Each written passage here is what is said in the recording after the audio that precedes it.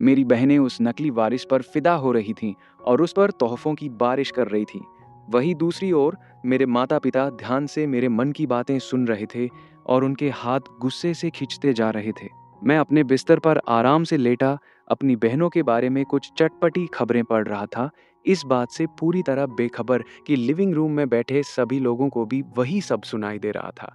वाह, विक्टोरिया को लियाम पर क्रश है, मतलब एकदम असली वाला रोमांटिक क्रश। यहाँ तक कि हाई स्कूल में उसने उसे किस भी किया था। क्या? मिसेस मिलर के चेहरे के हाव भाव बदल गए। उनकी तीखी नजरें लियाम पर टिक गईं।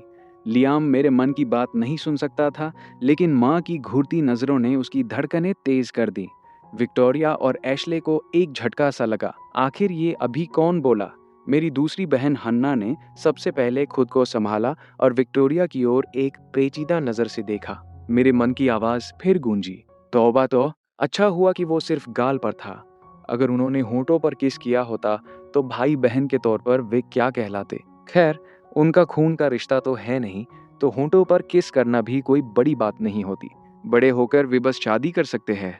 विक्टोरिया झटके से अपने पैरों पर खड़ी हो गई और कमरे के कोने कोने को देखने लगी, ये जानने के लिए कि ये सब कौन बोल रहा है, ये बकवास कौन कर रहा है। अचानक हन्ना को मुझे बुलाने की कोई जल्दी नहीं रही। ये गॉसिप सुनने में बहुत मजा आ रहा था। ये सोचकर वो वापस बैठ गई। एशले ने अपनी बड़ी बहन के गुस्से वाले चेहरे को देखा और वो भी चुपचाप बैठ गई। उसके मन में ख्यालों का जाल बुन रहा था। विक्टोरिया का लियाम पर क्रश होना क्या थोड़ा गलत नहीं था? विक्टोरिया को अचानक चुप होते देख मिसेस मिलर तुरंत समझ गईं कि क्या हो रहा है और उन्होंने जल्दी से नौकरानी से फलों की प्लेट मंगवाई। तो हर कोई ये गॉसिप सुन सकता था। ये तो दिलचस्प होने वाला था। हा हा, विक्टोरिया ने तो लियाम को लव लेटर भी लिखा था। वो उसकी ग्रेजुएशन के बाद उसे चुपके से देने वाली थी और वो अभी भी उसकी दराज में छिपा हुआ है। क्या? उसने लव लेटर भी लिखा? मेरी सबसे बड़ी बहन विक्टोरिया दंग रह गई।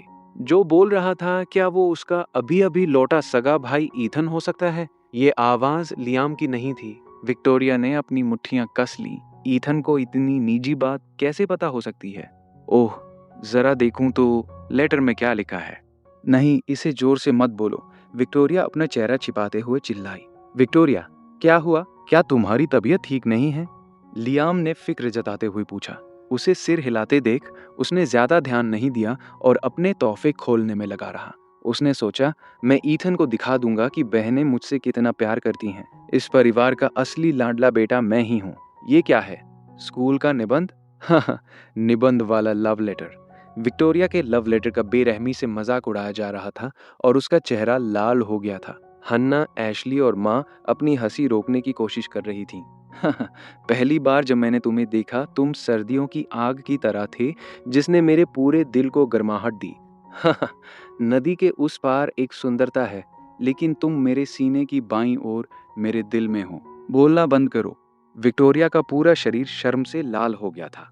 हे ऊपर वाले, मेरी गंभीर और होशियार बड़ी बहन ने इतना घटिया और बचकाना लव लेटर लिखा है, बहुत ही बेकार। मिसेस मिलर ने अपना मुंह ढंक लिया, लेकिन वो सोच रही थी कि उन्हें वो लेटर ढूंढना होगा और उसे पढ़कर नष्ट करना होगा। एशली इतना हंस रही थी कि उसकी आंखें लगभग बंद हो गई थी। वो अपनी बड़ी बहन की ओर मुड़ी, जिससे उसकी अक्सर बहस होती थी, और कहा, विक्टोरिया, क्या मैं बाद में तुम्हारा कंप्यूटर ले सकती हूँ? जो मन में आए करो। विक्टोरिया ने खुद पर शक करते हुए दबी आवाज में जवाब दिया। एशले के बारे में भी गॉसिप है। ही।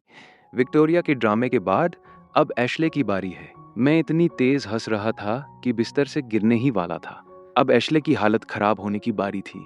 हे भगवान, प्लीज कुछ बुरा न हो। विक्टोरिया ने अपना चेहरा छिपाना बंद किया और तमाशा देखने के लिए सीधी होकर बैठ गई। लियाम मजे से अकेले अपने तोहफे खोल रहा था। कभी कभी वो कोई सवाल पूछता जिसका बाकी लोग बस नाम के लिए जवाब दे देते।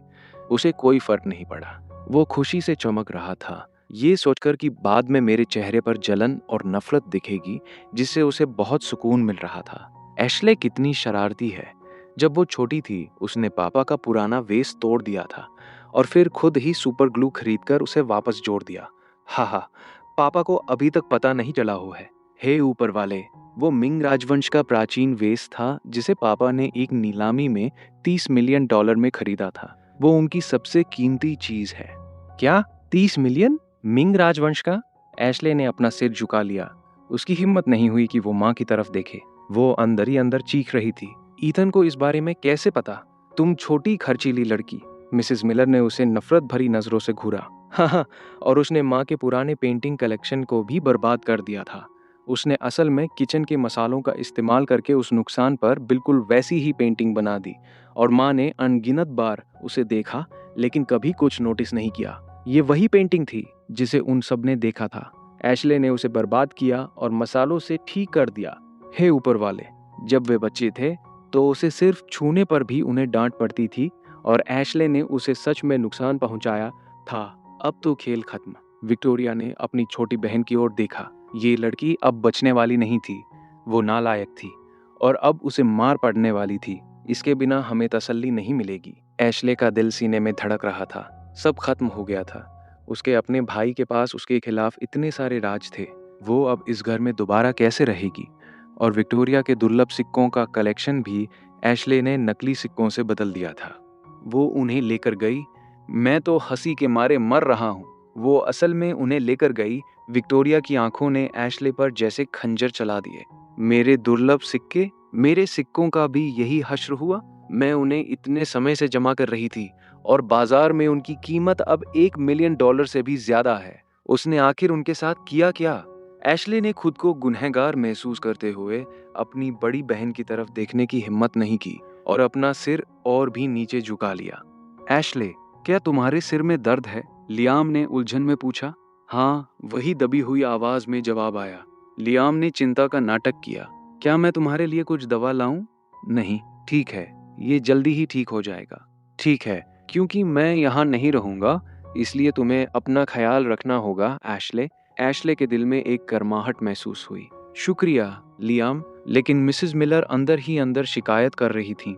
ये बच्चा बस मीठी बातें करता है और परिवार इसी वजह से उसे इतना प्यार करता है। हमने पहले कभी इस पर ध्यान क्यों नहीं दिया? सिक्के कहाँ हैं? दुनिया में सिक्के आखिर कहाँ गए? विक्टोरिया अपने मन में दहाड़ रही थी। दुर्लभ सिक्कों को एशले ने एक आइसक्रीम कोन के बदले बेच दिया था। क्या? $1 मिलियन के सिक्के एक आइसक्रीम कोन के लिए? एशले, मैं तुम्हें मार डालूंगी। हाँ, वो ठगी गई। जिस लड़के पर उसे क्रश था, उसने उसे सिक्के से खेलते हुए देखा। वो जानता था कि ये कीमती है और उसे एक आइसक्रीम के बदले बदल लिया। वाह, एशले तो एक बड़ी मुसीबत है। विक्टोरिया ने फिर से अपनी मुट्ठियां कस ली। बहुत बढ़िया, इस छोटी खर्चीली लड़की ने मुझे भी ठग लिया। बस इंतजार करो, मैं तुमसे ये हिसाब धीरे धीरे चुकता करूंगी। एशले ने अपनी दोनों बहनों की ओर देखा और उनके चेहरे पर कोई बदलाव न देखकर चैन की सांस ली। अगर वे भी ये मन की आवाज सुन सकती तो वो खत्म हो जाती। मेरा नाम मत लो, हन्ना अंदर ही अंदर चिल्लाई। मेरा नाम मत लो। एशले सीधी होकर बैठ गई और ड्रामे का लुत्फ उठाने लगी। हन्ना की आंखें घबराहट में इधर उधर घूमने लगी। मैंने कुछ भी गलत नहीं किया है। मैं एक अच्छी इंसान हूँ। मेरी दूसरी बहन असल में कंपनी के एक नए आर्टिस्ट के साथ खेल रही है। उसका नाम क्या था भला? वो बस उसके साथ मजे कर रही है।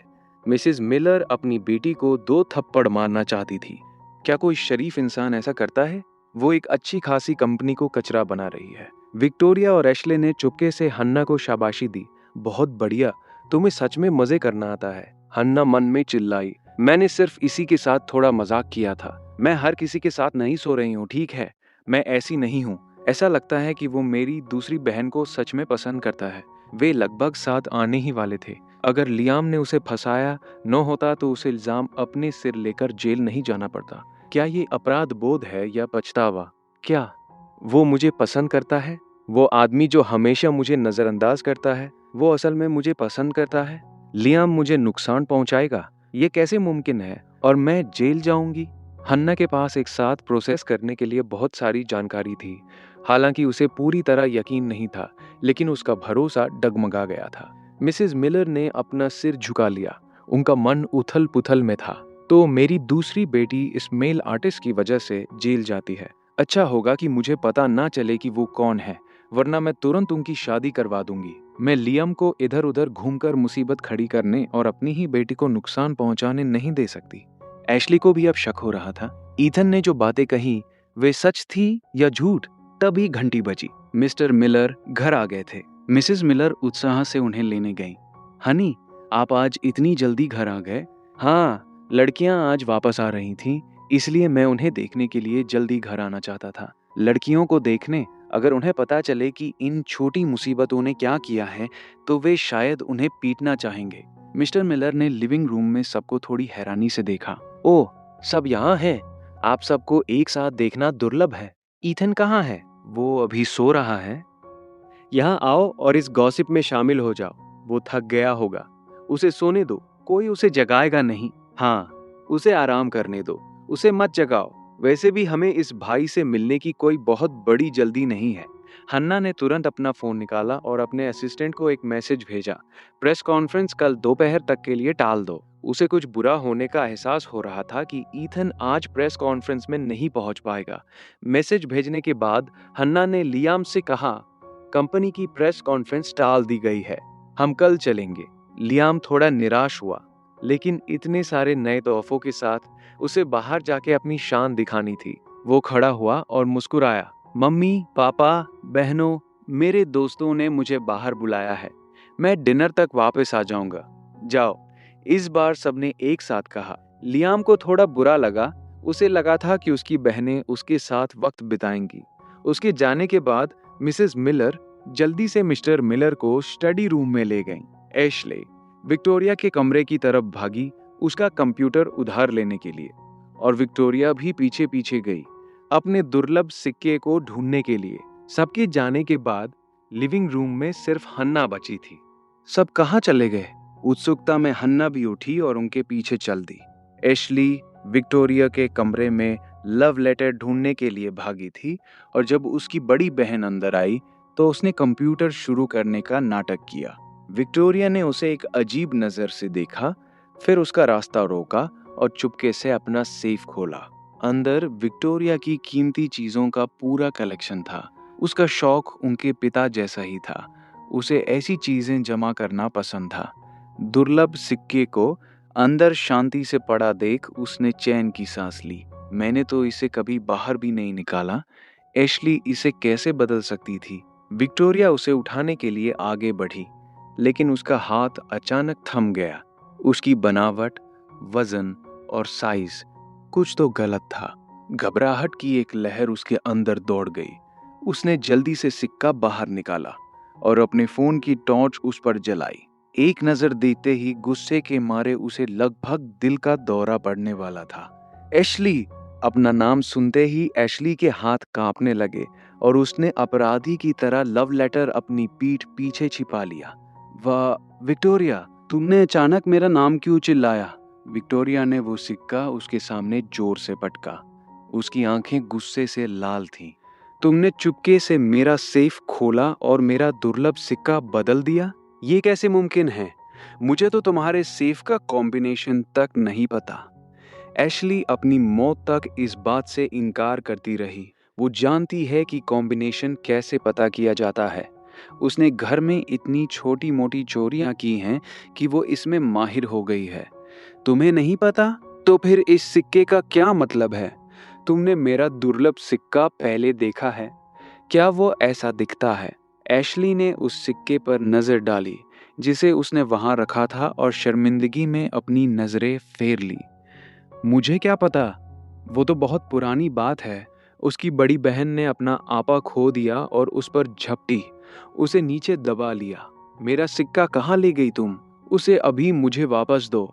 अगर नहीं दिया तो मैं तुम्हारी सारी एंडोर्समेंट डील्स कैंसिल करवा दूंगी। तुम्हारी इतनी हिम्मत, तुम्हें मेरे फैसले लेने का क्या हक है? एशले घबरा गई। उसने उसे धक्का दिया और लव लेटर बाहर निकाल दिया और जीत की खुशी में उसके चेहरे के सामने लहराने लगी। ये एक लव लेटर है ना? अगर तुमने मेरी डील्स कैंसिल करने की हिम्मत की तो मैं इसे सबके सामने जोर जोरे से पढ़ दूंगी। अपना लव लेटर चोरी हुआ देख विक्टोरिया की मुट्ठियां इतनी जोर से बिंज गईं कि उनकी हड्डियां चटकने लगीं। तुम छोटी बदतमीज लड़की, जरा इसे पढ़कर तो दिखाओ। मैं इसे पढ़ूंगी। मैं इसे पूरे परिवार के सामने पढ़ूंगी। एशली कमरे से बाहर भागी। विक्टोरिया ने उसे मन ही मन कोसा और उसके पीछे दौड़ी। हन्ना ठीक उसी रास्ते में थी और उसे टक्कर लग गई। वो दर्द से अपना पेट पकड़कर खड़ी हो गई। उसे भी गुस्सा आ गया। एशली, तुम कहाँ जा रही हो? क्या तुम्हारी आंखें नहीं हैं? एशली जल्दी से हन्ना के पीछे छिप गई और चिल्लाने लगी, हन्ना, इसे रोको, विक्टोरिया मुझे मारने की कोशिश कर रही है। विक्टोरिया उनके पीछे आई। उसका चेहरा गुस्से से बिगड़ा हुआ था, जिसे देखकर हन्ना चौंक गई। विक्टोरिया, तुम्हें क्या हुआ है? क्या तुम्हारी तबीयत ठीक नहीं है? मैं बिल्कुल ठीक हूँ। इस छोटी बदतमीज को पकड़ो मेरे लिए। आज मैं इसे सबक सिखाकर रहूंगी। इसने क्या किया? वो अब बच्ची नहीं रही। तुम फिर भी उसे मारने वाली हो? इसी से पूछो इसने क्या किया। इसने मेरा दुर्लभ सिक्का बदलकर $1 का सिक्का रख दिया। क्या कोई इंसान ऐसा काम करेगा? क्या? इसने सच में बदल दिया। हन्ना ने एशली को नापसंद गंध से देखा। तुमने वो किसे दिया? उसे अभी विक्टोरिया को वापस करो। मुझे नहीं पता, मैंने वो नहीं लिया। एशली अभी भी अपनी जिद पर अड़ी थी, लेकिन उसके हाथ चुपके से लव लेटर खोल रहे थे। उसने उस पर एक नज़र डाली और उसका कंटेंट बिल्कुल वैसा ही था जैसा ईथन ने बताया था। हाँ विक्टोरिया, ये लेटर बहुत ही घटिया है। मैं अपनी हंसी नहीं रोक पा रही। विक्टोरिया पहले ही आगे झपट चुकी थी और उन दोनों के बीच तुरंत लड़ाई शुरू हो गई। हन्ना एक तरफ खड़ी रही। उसे समझ नहीं आ रहा था कि किसकी मदद करे और वो सिर्फ चुप रह सकी। एक पल बाद स्टडी रूम से एक दहाड़ सुनाई दी। मिस्टर मिलर अपनी आंखों में आंसू लिए बाहर निकले। उन्होंने देखा कि एशले को नीचे दबाकर पीटा जा रहा है और वे मदद के लिए वहां दौड़े। तुम छोटी मुसीबत, मेरे प्राचीन सामान और मेरी पेंटिंग सब तुमने बर्बाद कर दिए। तुम हाथों के साथ पैदा ही क्यों हुई थी? जब तक सिर्फ उसकी बड़ी बहन ने उसे दबोचा था, तब तक एशली मुकाबला कर पा रही थी। लेकिन अब जब उसके पापा भी शामिल हो गए, तो वो सिर्फ पीट ही सकती थी। जब तक वो फूट फूट कर रोने नहीं लगी, तब तक उसने अपना जुर्म नहीं कबूला। नहीं, मेरे चेहरे पर मत मारो। मुझे शूटिंग करनी है। मुझसे गलती हो गई। मैंने सिक्के के बदले आइसक्रीम ले ली। मैंने वो कीमती सामान तोड़ा और पेंटिंग में चाकू से छेद कर दिया। मुझे जाने दो। मैं हर चीज के पैसे दे दूंगी, चाहे वो कितनी भी महंगी क्यों न हो।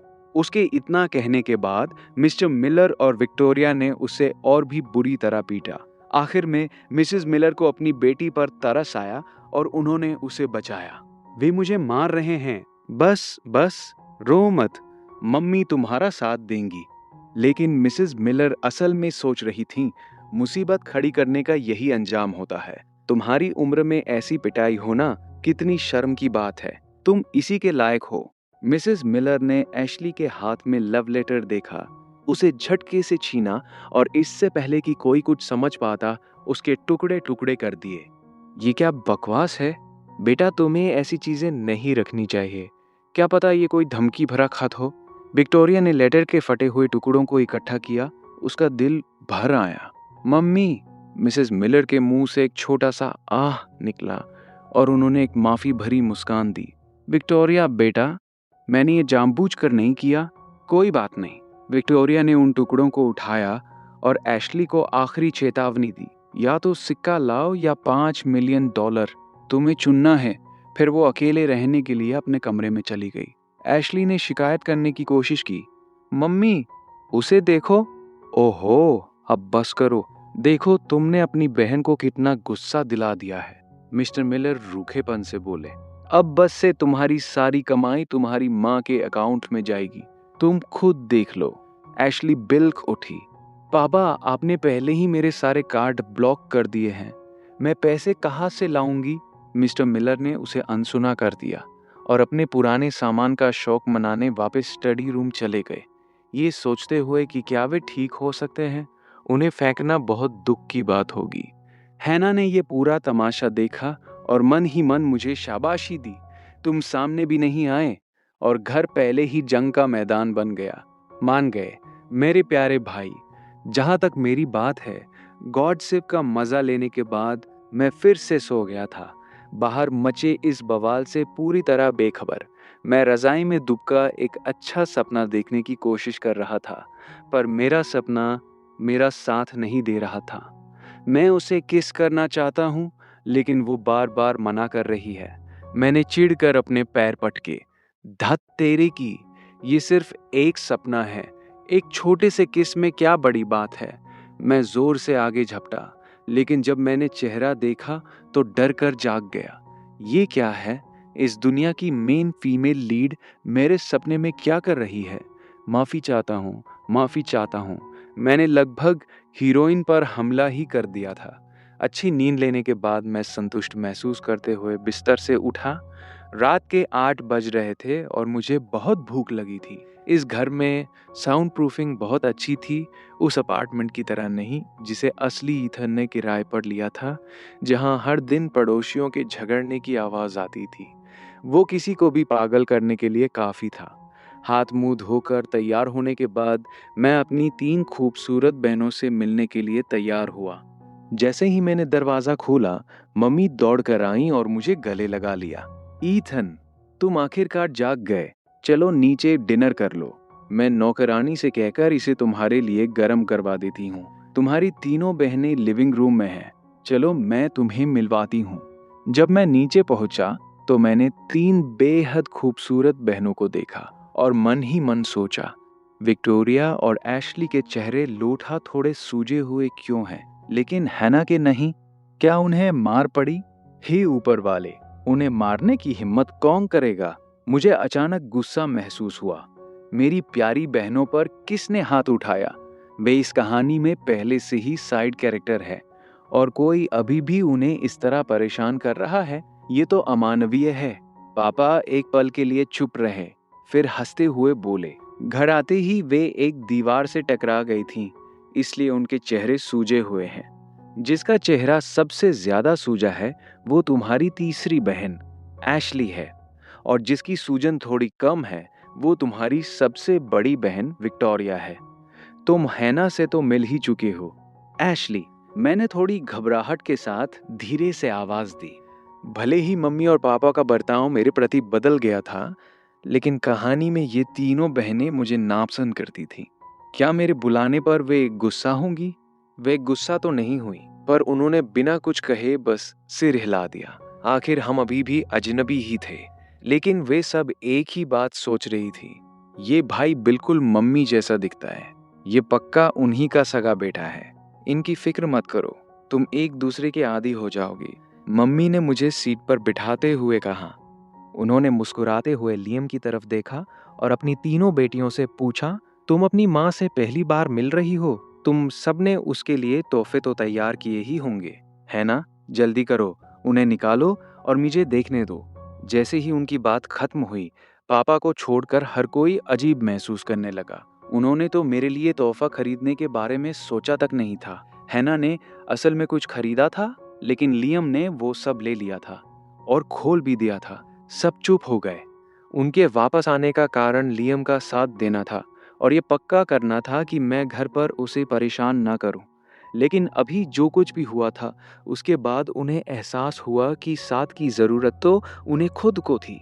मैंने कुछ किया भी नहीं था और वे पहले ही मुसीबत में फंस चुके थे और उनकी पिटाई भी हो गई थी। क्या मेरे लिए तोहफा न खरीदने का ये कर्मा था? उनकी चुप्पी देखकर पापा ने अचानक मेज पर हाथ पटका। उनका चेहरा गुस्से से तमतमा रहा था। मुझे लगता है कि मैंने तुम सबको पहले याद दिलाया था। क्या तुम लोगों ने कुछ नहीं खरीदा? लियम उछल पड़ा। उसने पापा को पहली बार इतना गुस्से में देखा था।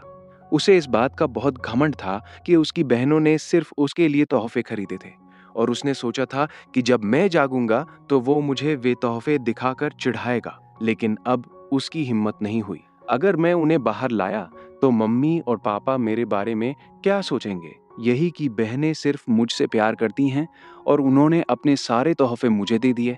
अगर मैंने ऐसा कहा तो मम्मी पापा मुझसे निराश हो जाएंगे, है ना?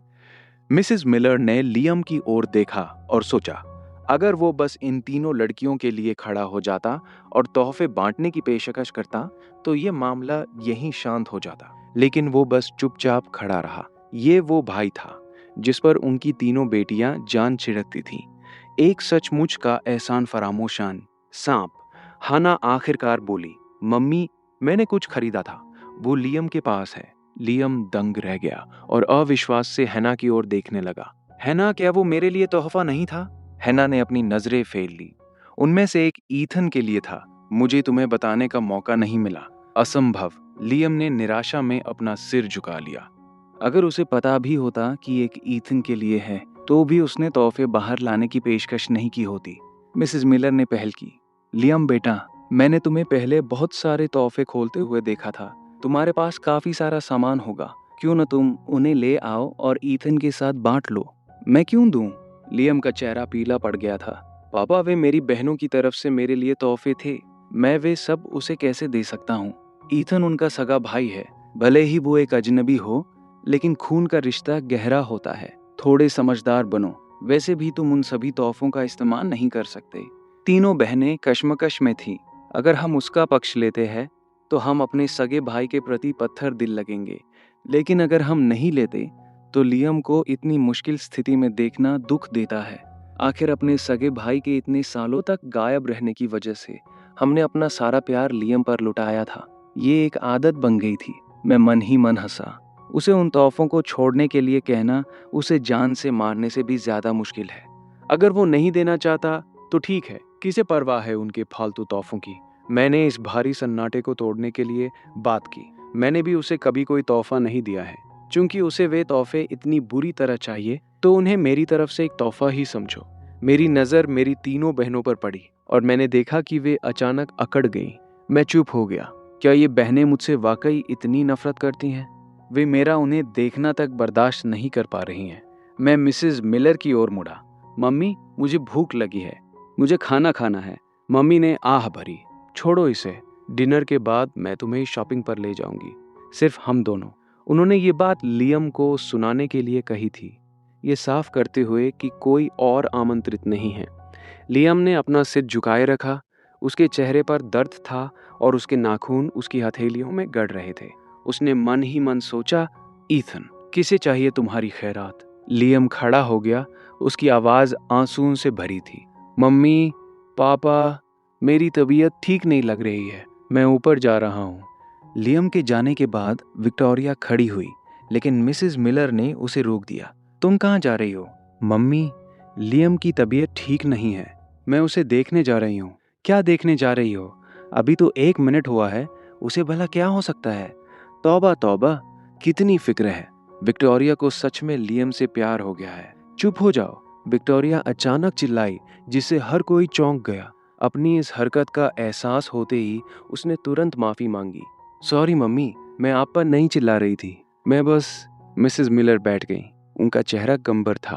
तुम अभी अभी अपने सगे भाई से मिली हो और तुम्हारा ये बर्ताव है? विक्टोरिया ने बेबसी से कहा। मम्मी, लियम बहुत पीला दिख रहा था। आप जानती हैं कि उसकी सेहत अच्छी नहीं है। उसे इतने सारे तोहफे मिले हैं, उसे क्या हो सकता है? मुझे तो वो बहुत खुश लग रहा था।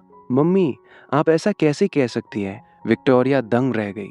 क्या मम्मी वही नहीं थी जो लियम को सबसे ज्यादा लाड करती थी? हैना और एशली को भी लगा कि लियम के प्रति मम्मी का बर्ताव अब कड़वा हो गया है। वे सोचने लगीं, क्या ये सब ईथन की वजह से हो रहा है? ऐसा लगता है जैसे उसके आने ने इस परिवार की शांति भंग कर दी है। मैंने मन ही मन सोचा, देखा, साफ तौर पर इसमें मेरी कोई गलती नहीं है, लेकिन वे फिर भी मुझे ही दोष देंगी। उन्हें लगेगा कि मेरे लौटने की वजह से ही लियम के साथ बुरा बर्ताव हो रहा है। लेकिन यहाँ असली भाई कौन है? जब से मैं वापस आया हूँ, उन्होंने मुझे मेरे नाम से पुकारा तक नहीं है, बस मुझे गंदी नजरों से देखा है। तौबा तौबा, कम से कम मैंने तो उन्हें संबोधित करने की कोशिश की। अगर मैं सच में उनकी परवाह करता तो मेरा दिल टूट गया होता। अगर वे मेरे साथ भाई जैसा बर्ताव नहीं करना चाहती तो मुझे भी उनके साथ बहनों जैसा बर्ताव करने की जरूरत नहीं है। वे सब पागल हैं और उन्हें मदद की जरूरत है। परिवार ने ये सुना और उन्हें बहुत बुरा लगा। तीनों बहनें इस बात पर विचार करने लगीं कि कहीं वे कुछ ज्यादा ही आगे तो नहीं बढ़ गई हैं। मैं खड़ा हुआ और मुस्कुराते हुए मम्मी को हाथ पकड़कर उठाया। मम्मी, मेरा हॉटपॉट खाने का मन कर रहा है। चलिए खाना खाते हैं और उसके बाद हम शॉपिंग पर चलेंगे। मम्मी का दिल इतना भर आया कि उनका रोने का मन हुआ और उन्होंने सिर हिला दिया। हम दोनों बाकी चारों की पेचीदा नजरों के बीच वहां से निकल गए। पापा ने अपनी तीनों बेटियों की ओर ठंडी नजरों से देखा। बेहतर होगा कि तुम ईथन को बहुत ज्यादा निराश न करो। वरना बाद में तुम ही रोगी। फिर उन्होंने विक्टोरिया को चेतावनी देते हुए कहा, तुम सबसे बड़ी हो, तुम्हें एक अच्छी मिसाल पेश करनी चाहिए, न कि गॉसिप और आलोचना का विषय बनना चाहिए। अगर तुम ऐसा नहीं कर सकती तो मैं मुख्य कंपनी की कमान हैना को देने पर विचार करूंगा। विक्टोरिया ने अपनी मुट्ठियां कसी और सिर झुका लिया। मैं समझ गई पापा। मिस्टर मिलर ने फिर अपनी बाकी 2 बेटियों की ओर देखा, और तुम दोनों भी सुन लो, अगर तुमने इस घर में ईथन को परेशान करने की हिम्मत की तो तुम्हारी माँ और मैं लियम को यहाँ से भेज देंगे। मिलर परिवार ने 18 साल तक उसे पाला है। हमने जरूरत से ज्यादा कर दिया है। उन दोनों ने डांट के डर से जल्दी जल्दी सिर हिला दिया। मिस्टर मिलर अपनी तीनों बेटियों को बेबसी से देख रहे थे। वे सभी इतनी काबिल थीं। फिर लियम के मामले में वे इतनी अंधी कैसे हो सकती थीं? कोई ताज्जुब नहीं कि उनके अपने बेटे ने अपने ख्यालों में उन्हें अंधे माता पिता कहा था। अब लिस्ट में 3 अंधी बहनें भी जुड़ गई थीं। पापा अपने स्टडी रूम में चले गए, लेकिन विक्टोरिया अभी भी लियम को देखना चाहती थी। उसे डर था कि कहीं उसे कुछ हो न जाए। हैना ने एशली को इशारा किया और एशली तुरंत समझ गई। उसने विक्टोरिया के कंधे पर हाथ रखा और मुस्कुराई। विक्टोरिया, मुझे पता है कि तुम अभी भी उस सिक्के को लेकर गुस्से में हो। चिंता मत करो, मैं कल वो तुम्हें वापस दिला दूंगी। चलो लियम को देख लेते हैं, कहीं वो सच में बीमार न हो। भले ही वे लियम की परवाह करती थीं, लेकिन वे उसे एक भाई मानती थीं। वैसी कोई दूसरी भावना नहीं थी जैसी विक्टोरिया के मन में लग रही थी। अब जब उन्हें अपनी बड़ी बहन की भावनाओं के बारे में पता चला था, तो उन्हें उन दोनों के अकेले रहने के मौकों को कम करना था। अगर सच में कुछ हो गया तो उनके माता पिता बहुत गुस्सा होंगे, और अगर ये बात बाहर निकली तो मिलर परिवार मजाक बनकर रह जाएगा। हकीकत में वे जरूरत से ज्यादा सोच रही थीं। भले ही विक्टोरिया लियम को पसंद करती थी, लेकिन वो अपनी हदें जानती थी। इसके अलावा लव लेटर पर साइन नहीं थे, इसलिए अगर वो उसे दे भी देती तो उसे नहीं पता चलता कि वो किसने लिखा है। विक्टोरिया बस उसे फेंकने की हिम्मत नहीं जुटा पा रही थी। वो उसका लिखा पहला और आखिरी लव लेटर था। क्या वो उसे बस अपने पास देखने के लिए नहीं रख सकती थी? बदकिस्मती से मम्मी ने उसे फाड़ कर टुकड़े टुकड़े बना के दिया था, ऐसे टुकड़े जिन्हें वापस जोड़ा भी नहीं जा सकता था। जहां तीनों बहनें अभी भी लाल आंखों और रोते हुए लियम की फिक्र कर रही थीं, मम्मी और मैं अपनी ही एक मुसीबत में फंस गए। क्योंकि जब हम बाहर गए तो हमारा सामना मेरे हेटर से हो गया, और सिर्फ एक नहीं बल्कि उनका पूरा ग्रुप था, वही जो मेरे अपने ट्विटर अकाउंट से जुड़े थे। आइलैंड से वापस आने के बाद मुझे ट्विटर चेक करने का समय नहीं मिला था, इसलिए मुझे अंदाजा नहीं था कि क्या चल रहा है। मुझे और भी ज्यादा उलझन तब हुई जब उन्होंने मुझे देखते ही चुप्पी साध ली। वे न तो चिल्लाए और न ही तस्वीरें लीं। वे बस मुझे गौर से देख रहे थे और शांति से पीछे पीछे चल रहे थे, जैसे कोई अदृश्य पूंछ हो। मम्मी हैरान थी। ये कौन है? ऐसा लगता है जैसे ये तुम्हें जानते हैं और मुझे इनसे डर लग रहा है। मैंने मन ही मन सोचा, मैं 2 जन्म जी चुका हूँ, पर ऐसी अजीब स्थिति का सामना कभी नहीं किया। मम्मी, मुझे भी कोई अंदाजा नहीं है। ये लोग किसी गैंग की तरह क्यों लग रहे हैं? हे ऊपर वाले, क्या हो रहा है? क्या ये मेरे फैंस हैं या हेटर्स? बेहतर होगा कि मैं यहाँ से निकल जाऊँ। इनकी तादाद बहुत ज़्यादा है और मैं नहीं चाहता कि कोई लड़ाई शुरू हो। इसलिए मैंने जल्दी से मम्मी का हाथ पकड़ा और दौड़ पड़ा। जब मैंने देखा कि हेटर्स ने पीछा नहीं किया तो मैंने चैन की सांस ली। लेकिन हेटर्स खुद हैरान थे। क्या हुआ? वो भाग क्यों गया? क्या हमें ये नहीं बताया गया था कि अगर हम शांत रहेंगे तो वो हमसे प्यार से मिलेगा और हमें मारेगा नहीं? उस ग्रुप के लीडर से सवाल किए जाने लगे। ये क्या हो रहा है? वो क्यों भाग गया?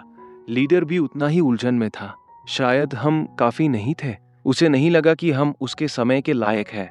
क्या यही बात है? मुझे कुछ अंदर की जानकारी मिली है कि ईथन की कल एक प्रेस कॉन्फ्रेंस है। हमें और लोगों को साथ ले जाना चाहिए। किसने सोचा होगा कि जो हेटर्स ऑनलाइन मुझे लगातार कोसते थे, वे असल जिंदगी में बस मुझसे हेलो सुनना चाहते थे। बदकिस्मती से दोनों पक्षों को लगा कि उन पर हमला होने वाला है, जिससे ये अजीबोगरीब स्थिति पैदा हो गई। फैंस से पीछा छुड़ाने के बाद मम्मी और मुझे लगा कि बाहर रहना सुरक्षित नहीं है, इसलिए हमने जल्दी से खाना खाया और घर वापस आ गए। उस रात मैंने अपना ट्विटर अकाउंट खोला और अपने फॉलोअर्स की संख्या देखकर हैरान रह गया। 5 मिलियन से भी ज्यादा। इससे पहले कि मैं इस बात से खुश होता, मैंने देखा कि कमेंट्स गालियों की एक दीवार की तरह थे। अविश्वास में मैंने स्क्रॉल किया एक भी पॉजिटिव कमेंट ढूंढने के लिए, जब तक कि मेरी आंखें नहीं दुखने लगी। लेकिन मुझे एक भी नहीं मिला। मैंने अपना फोन एक तरफ फेंक दिया, पूरी तरह से निराश महसूस करते हुए। कल प्रेस कॉन्फ्रेंस में शायद मुझ पर अंडे और ईंटें फेंकी जाएंगी।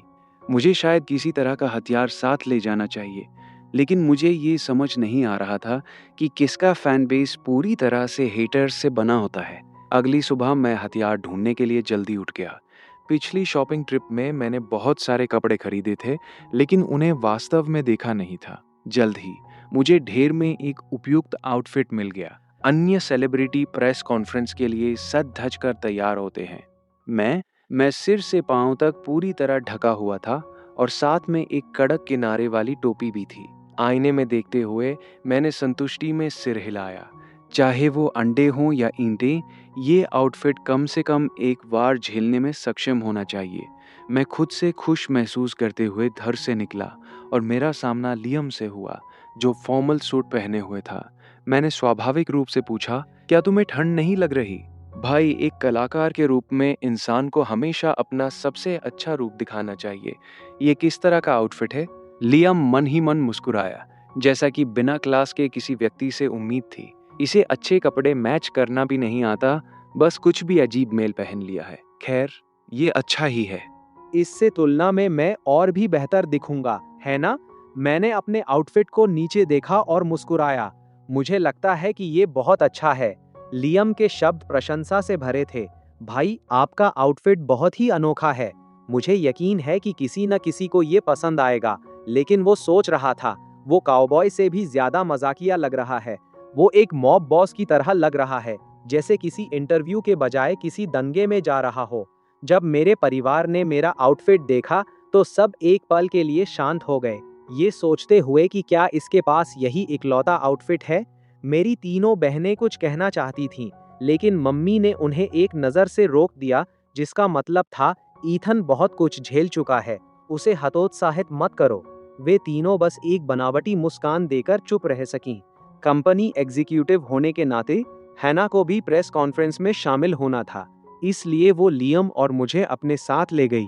कार में हैना के चेहरे के हाव भाव गंभीर थे। इस प्रेस कॉन्फ्रेंस में शायद बहुत सारे फैंस होंगे। ईथन, तुमने शो में लियम को मारा था, तुम्हें कॉन्फ्रेंस में उससे माफी मांगनी होगी। मैंने मन ही मन सोचा, मैं उससे माफ़ी क्यों मांगूं? तो असली बात यह है, वे चाहते हैं कि उस ठग को पहचानने के बाद लियम की साख बचाने के लिए मैं माफ़ी मांगूं। माफ़ करना, ऐसा नहीं होने वाला। हैना का चेहरा गुस्से से काला पड़ गया। अगर तुम वैसा नहीं करोगे जैसा कहा गया है, तो कंपनी तुम्हें चरित्र की समस्या वाला मान लेगी और तुम्हें काम देना बंद कर देगी। मैं पीछे हटने वालों में से नहीं था, तो उन्हें कोशिश करने दो। लियम दबे स्वर में बोला, भाई, आपको मुझसे माफ़ी मांगने की ज़रूरत नहीं है। उस ठग को पहचानने में मेरी ही गलती थी, वरना कोई भी खतरे में नहीं पड़ता। लियम, इसमें तुम्हारी कोई गलती नहीं है। हैना ने तुरंत उसे दिलासा दिया। हैना, ये मेरे फैसले की कमी थी। उस स्थिति में कोई नहीं जान सकता था, इसलिए खुद को दोष मत दो। नहीं, ईथन जानता था, उसी ने मुझे गुमराह किया था। लियम ने मन ही मन नफरत से सोचा, इस प्रेस कॉन्फ्रेंस में मैं उसे बेनकाब कर दूंगा। वो साफ तौर पर कुछ बुरा करने वाला है और उसे लगता है कि हैना उसे बचाएगी। वो अभी भी सपने देख रहा है। मेरी अंधी बहन, तुम्हारी किस्मत अच्छी थी कि तुम टिफनी वाली मुसीबत से बच गई, लेकिन अभी तुम्हारे लिए और भी बहुत कुछ बाकी है। उसका आदमी असल में उसी कास्ट में होने वाला है जिसमें लियम है, एक सपोर्टिंग एक्टर के तौर पर। ओहो, और लियम उसके साथ भी वही चाल चलने की योजना बना रहा है जो उसने टिफनी के साथ चली थी। हाना ने मन ही मन सोचा, किसका आदमी? इस गॉसिप में जरूरी जानकारी गायब है। क्या वो और भी साफ साफ नहीं बता सकता? उसने मुझे याद दिलाया, माफी मांगना याद रखना, वरना कंपनी तुम्हें कोई काम नहीं देगी। मैं माफी नहीं मांग रहा। तुम क्या करने वाली हो? मुझे मारोगी? हाना की उंगलियां चटकने लगीं क्योंकि उसने अपनी मुट्ठियां कस ली थी।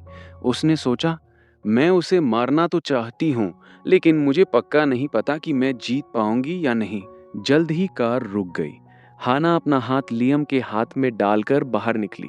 दोनों रिपोर्टर्स के कैमरों के लिए गर्मजोशी से मुस्कुरा रहे थे। मैं लापरवाही से उनके पीछे चला, लेकिन मेरी आंखें आसपास का जायजा ले रही थीं। मैं थोड़ा नर्वस था, डरा हुआ था कि जैसे ही फैंस मुझे देखेंगे, वे अंडे फेंकना शुरू कर देंगे। अगर वे उन्हें फेंकने वाले थे, तो कम से कम प्रेस कॉन्फ्रेंस खत्म होने तक इंतजार करें। मैंने पूरी तरह से काले कपड़े रखे, ओहदा पहने थे और मेरी टोपी नीचे की ओर झुकी हुई थी, जिससे मैं किसी सेलिब्रिटी के बजाय एक बॉडीगार्ड जैसा लग रहा था। इसलिए जब मैं सामने आया तो किसी ने मुझे पहचाना तक नहीं। मेरे हेटर्स, जो काफी समय से इंतजार कर रहे थे, मुझे न देखकर बेताब हो रहे थे। ईथन कहाँ है? क्या वो नहीं आया? क्या हो रहा है? हम इतने सारे लोगों को लेकर आए और वो अभी भी संतुष्ट नहीं है। ये सब तुम्हारी गलती है कि तुमने कहा था कि इतने सारे लोगों के लिए ये जगह बहुत छोटी है। अब देखो, यहाँ काफी लोग नहीं हैं और ईथन को आने की परवाह तक नहीं है। हैना ने भारी भीड़ की ओर देखा और संतुष्टि में सिर हिलाया। लियम, ये सब तुम्हारे फैंस होंगे, है ना? यहाँ बहुत सारे लोग हैं, कम से कम कुछ 100। लियम ने एक नजर डाली और मान लिया कि वे उसके फैंस हैं। उसने खुशी खुशी उनकी ओर हाथ हिलाया, हालांकि केवल कुछ ही लोगों ने वापस हाथ हिलाया। उसे बुरा नहीं लगा। उसने मन ही मन सोचा, मेरे फैंस ज्यादा विनम्र है, ईथन के उन पागल हेटर्स की तरह नहीं, जो बस सबको कोसते रहते हैं। हाँ, बिल्कुल ईथन की तरह ही, बदतमीज, अशिष्ट, हिंसक और बिना क्लास वाला। काफी समय तक इंतजार करने के बाद जब मैं नहीं दिखा, तो फैंस आखिरकार गुस्सा हो गए। ईथन कहाँ है? वो कहाँ है? उसे यहाँ बाहर लाओ। हम सब यहाँ आए हैं और उसका ये रवैया है। वो पूरी तरह से हमारा अपमान कर रहा है। अगर आप ईथन को बाहर नहीं लाते हैं, तो आज ये प्रेस कॉन्फ्रेंस कोई नहीं देख पाएगा। बड़ी संख्या में फैंस हंगामा करने लगे। लियम को चिंता होने लगी। हाना, ऐसा लगता है कि वे मेरे भाई के लिए यहाँ आए हैं। वे कह रहे हैं कि उन्हें उससे स्पष्टीकरण चाहिए। क्या वो ठीक रहेगा? हाना उलझन में थी। ईथन वहीं खड़ा था। ये फैंस किस बारे में चिल्ला रहे थे?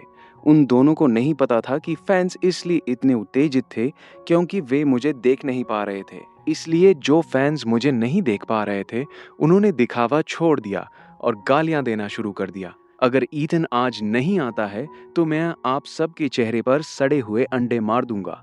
मैं ईंटें लेकर आया हूँ। जो कोई भी मुझे रोकने की कोशिश करेगा, मैं उसके सिर में छेद कर दूंगा। मैं काली मिर्च का स्प्रे लेकर आया हूँ। जो कोई भी ईथन के लिए बहाने बनाएगा, उसे ये चेहरे पर झेलना होगा। हाना ने यह सुनकर माथा सिकोड़ लिया। ये फैंस इतने सारे हथियार लेकर आए थे। दरवाजे पर सुरक्षा गार्ड क्या कर रहे थे? और ईथन, वो कैसा मामूली इंसान था कि उससे इतनी नफरत की जा रही थी? हाना ने सहज रूप से लियम को अपने पीछे छुपा लिया। उसे डर था कि अचानक हुआ कोई दंगा उसे भी लपेटे में ले लेगा।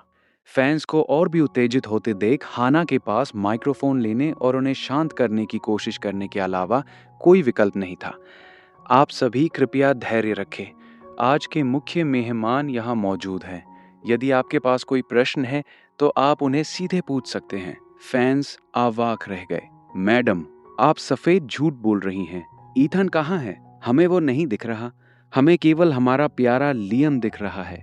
ईथन कहाँ है? आसमान में? ये सुनकर हाना ने सहज रूप से मेरी ओर देखा। मैं अपना सिर झुकाए उनसे दूर खड़ा था। वो इतनी गुस्से में थी कि कोसना चाहती थी। कोई आश्चर्य नहीं कि कोई ईथन को नहीं देख सका। उसकी टोपी ने उसका चेहरा ढक रखा था। देवियों और सज्जनों, प्रेस कॉन्फ्रेंस अब आधिकारिक रूप से शुरू होगी। मीडिया के सदस्य मुझसे या हमारी कंपनी के 2 कलाकारों से अपने प्रश्न पूछ सकते हैं। हाना ने अब और परवाह नहीं की। सीधे मेरे पास आई और माइक्रोफोन मेरी ओर उछाल दिया। मैंने माइक पकड़े हुए अजीब तरह से ऊपर देखा। जैसे ही मैंने ऊपर देखा, सभी फैंस ठिठक गए। रिपोर्टर्स और मीडिया भी जम गए। ये ईथन था? उसने क्या पहना था? बॉडीगार्ड की तरह कपड़े पहने हुए? क्या वो यहाँ लड़ने आया था? और इस तरह सभी फैंस ने हंगामा करना बंद कर दिया और बस मुझे खाली नज़रों से घूरने लगे। उनके घूरने से मुझे अजीब महसूस होने लगा और मेरा पूरा शरीर तन गया। मैंने मन ही मन सोचा, अगर स्थिति खतरनाक होती है तो मैं किसी भी पल पलटवार करने के लिए तैयार हूँ। लेकिन 10 सेकंड बीत गए, फिर 1 मिनट, और फैंस ने कुछ नहीं किया। ये देखकर मुझे थोड़ा आराम मिला। ऐसा लगा कि इन हेटर्स में आखिरकार कुछ शालीनता थी, जो मेरे साथ हिसाब चुकता करने के लिए प्रेस कॉन्फ्रेंस खत्म होने का इंतजार कर रहे थे। फैंस हंगामा नहीं कर रहे थे क्योंकि वे वास्तव में मेरे आउटफिट से डर गए थे। ये हुलिया साफ तौर पर दंगे का संकेत दे रहा था, प्रेस कॉन्फ्रेंस का नहीं। सामने के कुछ फैंस डरने लगे थे। उन्हें चिंता थी कि कहीं मैं अचानक उन पर हमला न कर दूं। लेकिन फिर उन्होंने सोचा, अपने ही आइडल से पिटना शायद उतना भी बुरा नहीं है। कुछ देर बाद रिपोर्टर्स ने सवाल पूछना शुरू कर दिया। वे सब रियलिटी शो में जो हुआ उसके बारे में थे। किसी ने मुझसे पूछा, आपने शो में किसी को क्यों मारा? क्या ये स्क्रिप्ट का हिस्सा था या ये कोई आपसी रंजिश थी?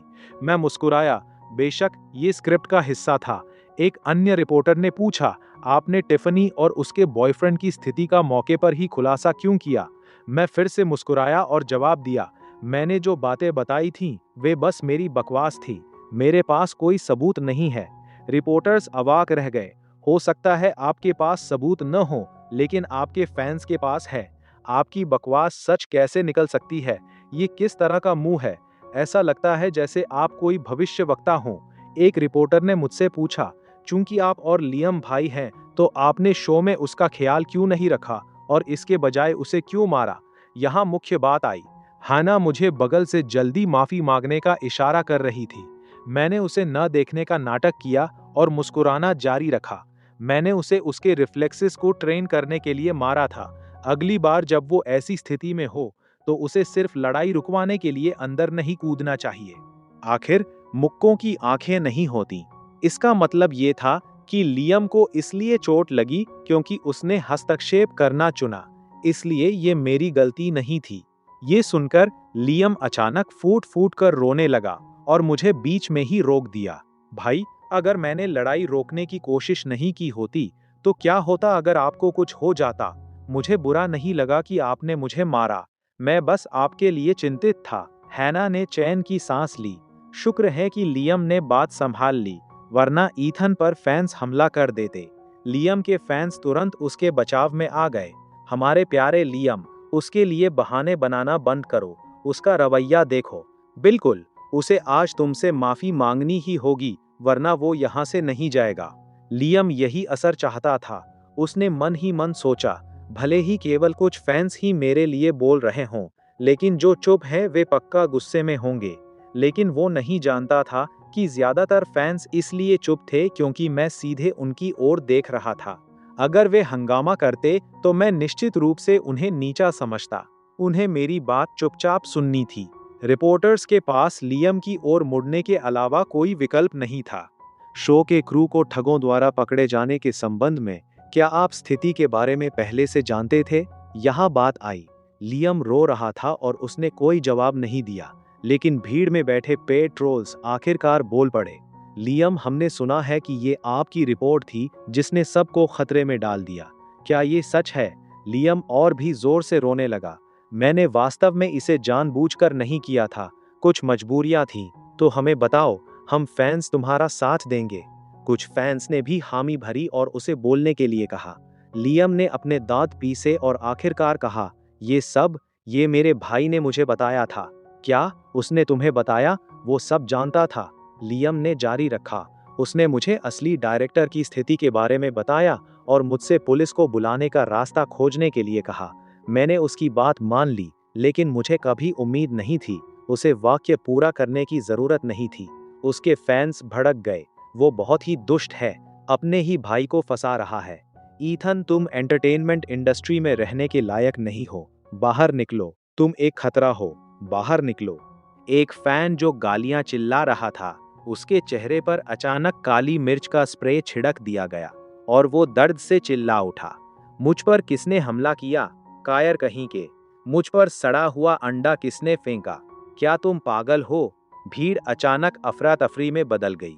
लियम, जो मेरे ऊपर हमले का इंतजार कर रहा था, दंग रह गया। फैंस ने कोई कदम क्यों नहीं उठाया? वे आपस में क्यों लड़ रहे थे?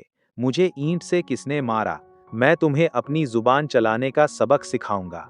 क्या वो ऐसा व्यक्ति है जिसे तुम गाली दे सकते हो? अगर कोई उसे गाली देने वाला है तो वो हम हैं। ये कमीने कब अंदर घुस आए? हेटर्स, अपने हाथ उठाओ। मेरे हेटर्स ने एक साथ अपने हाथ उठाए। जिसने नहीं उठाया उसे तुरंत घेर लिया गया और थप्पड़ मारे गए। इस अराजक दृश्य को देखकर हैना मेरी ओर मुड़ी और शक के साथ पूछा, क्या तुमने ये किया? मैंने मासूमियत से कहा, मैं भी उतना ही उलझन में हूं जितना आप। जैसे ही सब लोग गर्मा गर्म लड़ाई के बीच में थे, बाहर से पुलिस सायरन की आवाज सुनाई दी। सब रुक गए और प्रवेश द्वार की ओर देखने लगे, जहां पुलिस अधिकारियों का एक समूह अंदर आ रहा था। लियम अचानक उत्साहित हो गया, ये सोचकर कि वे मुझे गिरफ्तार करने आए हैं। उसने जल्दी से मुझे पकड़ लिया और पुलिस की ओर चिल्लाया, ईथन यहाँ है। मैंने उसे पकड़ लिया है। मैंने गुस्से में उसका हाथ झटक दिया। क्या तुम पागल हो? वे मुझे क्यों गिरफ्तार करेंगे? थप्पड़ से लियम का हाथ लाल हो गया था और वो फिर से रोने लगा। भाई, बस विरोध करना बंद करो। तुम्हें इसलिए गिरफ्तार किया जा रहा है क्योंकि तुमने किसी को मारा है। क्या तुम मेरी तरह अच्छे बनकर नहीं रह सकते? मेरे हेटर्स ने एक दूसरे को उलझन में देखा। पुलिस यहाँ किसी को गिरफ्तार करने आई थी? क्या वे हमारे आइडल को गिरफ्तार करने आए थे? एक अधिकारी हॉल में चिल्लाया, ईथन मिलर कहाँ है? वो कहाँ है? जब पुलिस ने मेरा नाम पुकारा तो फैंस चुप हो गए। कुछ लोग ऊपर कूदकर मेरी ओर इशारा करना चाहते थे, लेकिन उनके चेहरे पर काली मिर्च का स्प्रे छिड़क दिया गया। आह, ये कौन कर रहा है? ऑफिसर, मुझ पर भी हमला हुआ है, उन्हें गिरफ्तार करें। एक फैन जिसने हाथ उठाया था, उसका मुंह अचानक दबा दिया गया और उसे पकड़ लिया गया। वे पागल हो रहे थे। कौन सा कमीना उन्हें बोलने से रोक रहा था? ऑफिसर ने भीड़ की ओर देखा और माथा सिकोड़ा। ये अजीब है। मुझे लगा कि मैंने किसी को मदद के लिए चिल्लाते हुए सुना है। पुलिस को आया देख हैना को स्थिति की गंभीरता का एहसास हुआ और वो जल्दी से नीचे गई और पूछा, ऑफिसर्स, क्या हो रहा है? हम ईथन मिलर को ढूंढ रहे हैं। क्या वो यहाँ है? हैना हिचकिचाई, ये सोचते हुए कि वे जाहिर तौर पर ईथन को गिरफ्तार करने आए हैं। वे हथकड़ियां भी साथ लाए थे।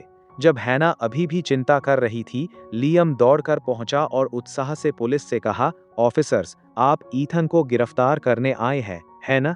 वो वहीं स्टेज पर है, काले कपड़ों वाला। लियम, तुम ये क्या कह रहे हो? हैना ने उसे रोकने की कोशिश की, लेकिन बहुत देर हो चुकी थी। वो केवल पुलिस को समझा सकी, हालांकि ईथन ने शो में किसी को मारा था, पर वो स्क्रिप्ट का हिस्सा था। अगर उसने वास्तव में कुछ गलत किया है तो कंपनी को इसे संभालना चाहिए।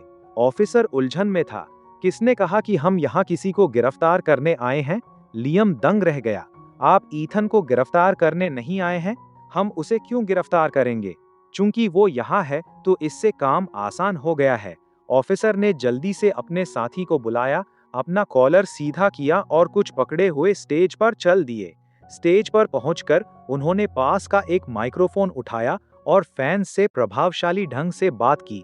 चूंकि रिपोर्टर्स और फैंस यहाँ हैं, तो क्यों न हम भी इस मजाक का हिस्सा बने। नीचे फैंस को जब एहसास हुआ कि वो गिरफ्तारी करने नहीं आए हैं, तो उन्होंने अंत में प्रतिक्रिया दी और तालियां बजाई। ऑफिसर बहुत खुश हुए, फिर उलझन में पड़े, मुझे बीच में खींच लिया और एक सम्मान पट्टिका थमा दी जिस पर लिखा था, न्याय की रिपोर्ट करने के साहसी और नेक काम के लिए। पट्टिका पकड़े हुए मैं पूरी तरह से हैरान था। क्या हो रहा था? मैं अचानक हीरो कैसे बन गया? ऑफिसर ने उत्साह से कहा, मिस्टर मिलर की रिपोर्ट की बदौलत हम द्वीप पर धोखाधड़ी के ऑपरेशन को सफलतापूर्वक खत्म करने और बंधकों को छुड़ाने में कामयाब रहे। हम आज उन्हें ये पट्टिका देने यहाँ आए हैं। एक अन्य ऑफिसर ने चेहरे के आकार का एक लिफाफा निकाला और मेरे हाथों में रख दिया। एक रिपोर्टर ने अपने कैमरे से जूम किया। रिवॉर्ड $500,000। मैंने इस पर एक नज़र डाली और चौंक गया। अचानक मिला धन, $500,000। ये किस तरह की पागलपन भरी किस्मत थी। लेकिन जब लियम ने ये देखा तो उसकी आंखें जलन से लाल हो गईं। वो चुनौती देने के लिए आगे बढ़ा। ये वो नहीं हो सकता जिसने कॉल किया था। इसकी ठीक से जांच नहीं हुई है। ऐसा क्यों होना चाहिए कि नेटिजन्स मुझे कोस रहे हैं, जबकि ईथन को इस तरह का सम्मान मिल रहा है। लियम गुस्से से कांप रहा था। उसने इस नतीजे को मानने से इनकार कर दिया। ऑफिसर खुश नहीं थे। हमने पहले ही पूरी जांच कर ली है। ये मिस्टर टॉमसन थे जिन्होंने पुलिस को इसकी सूचना दी थी, लेकिन इसका श्रेय मिस्टर मिलर को जाता है। क्या टिफनी के पिता ने ऐसा कहा? असंभव। अगर उन्होंने किसी का नाम लिया होता तो वो मेरा होना चाहिए था। ईथन ही क्यों? वो टिफनी, तुम? एक रिपोर्टर ने पूछा। ऑफिसर, अगर ईथन को द्वीप पर समस्या का पहले ही पता चल गया था तो उसने अपने आसपास किसी को क्यों नहीं बताया? ऑफिसर ने रिपोर्टर को सराहना भरा इशारा किया। ये एक बेहतरीन सवाल है। उसने किसी को क्यों नहीं बताया? अगर ये आप होते और मैं आपको बताता तो क्या आप मुझ पर विश्वास करते? रिपोर्टर ने सिर हिलाया। ऑफिसर ने फिर पूछा, और क्या होता अगर आप विश्वास कर लेते? मैं डर जाता। बात खुल जाने का डर होता, और फिर धोखेबाज लाइव स्ट्रीम को जल्दी बंद कर देते। ऑफिसर मुस्कुराए। तो ईथन ने सबको भ्रमित किया, जिससे उसके आसपास के लोगों को लगा कि सच एक झूठ है। क्या इससे धोखेबाजों की सतर्कता कम नहीं हो जाती? और क्या इससे पुलिस को बुलाने के लिए उन्हें ज्यादा समय नहीं मिल जाता? तो ये बात थी। फैंस को आखिरकार समझ आ गया। तो आज यहाँ हमारा मिशन पूरा हुआ। मिस्टर मिलर ने बहुत बड़ी सेवा की है, और हमें उम्मीद है कि हर कोई उनके उदाहरण से सीखेगा। कुछ और शब्दों के बाद पुलिस चली गई। पुलिस के हस्तक्षेप के कारण प्रेस कॉन्फ्रेंस जारी रखने की कोई जरूरत नहीं थी। जिसे समझना था वो समझ गया। लियम वहां उदास चेहरा लिए खड़ा था, पूरी तरह से रिपोर्टर्स से घिरा हुआ। मिस्टर लियम, क्या आप अभी अपनी हरकतों के बारे में बता सकते हैं? मिस्टर लियम, सच जाने बिना क्या आपको लगा कि मिस्टर मिलर की हरकतें गलत थीं? लियम सवालों से इतना घबरा गया कि वो रोने लगा। मेरे भाई ने मुझे सच नहीं बताया, लेकिन मैं उन्हें दोष नहीं देता। उनकी हरकतें गलत नहीं थीं। तो दोस्तों, इसी के साथ ये वीडियो यहीं पर खत्म होता है।